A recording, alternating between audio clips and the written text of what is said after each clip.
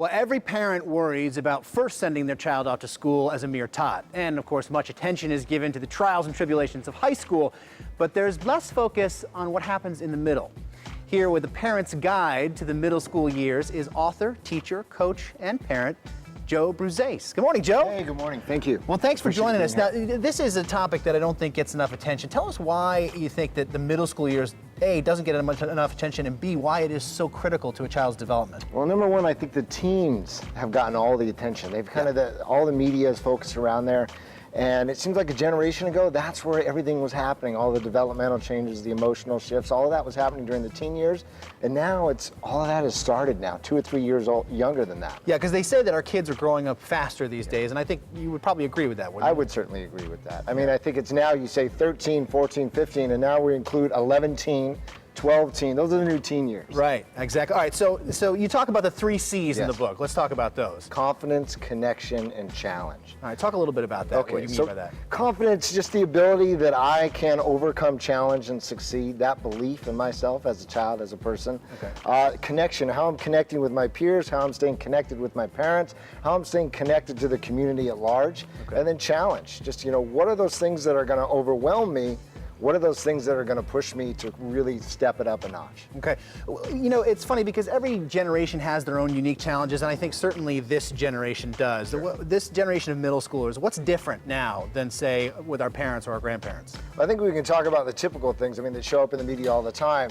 Who had a cell phone a generation ago? Right. And the first cell phone you had, it was large enough, you had to put it in the passenger seat next to you. And what was MySpace and Facebook? But I think those are the things that show up now in the media that are out there that everybody knows about. But really one of the things that I talk a lot about is how are kids staying connected when they are so overwhelmed, some of them with so many different things that are happening in their lives. That just didn't happen in generations. And also, it's almost over-connection, isn't it? I mean, with these Facebook and MySpace, and it's almost like you've got to help kids winnow down their priorities because there's so many options open to them. Exactly. And that falls in with the extracurricular activities. I mean, this is the challenge of middle school. You're coming in from where you're in one classroom to where you're going around all day to 7, 8 different classrooms. You now got sports, you've got all these things coming in. How does a parent, take a kid and help them make that transition, which can seem very sudden? Sure. Well, to quit your full-time job, first of all, just so that you have the time to sit down in front of a planner.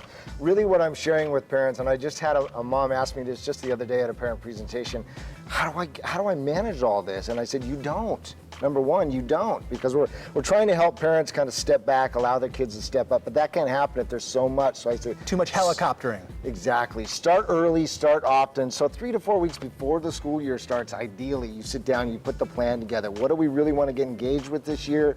What do we know is going to be too much? What do we want to hold off on for? It doesn't all have to happen that very first year. And I think also a little bit of that letting go can be effective if you familiarize yourself with your child's team, right? The people involved in their lives, the teachers, the coaches, and so forth. Exactly. Well, I use that as an acronym. Anybody who has the ability to teach, encourage, advocate for, and motivate your child.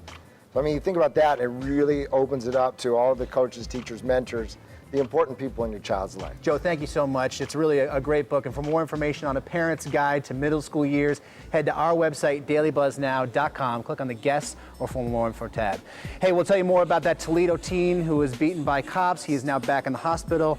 The Daily Buzz continues in just a moment.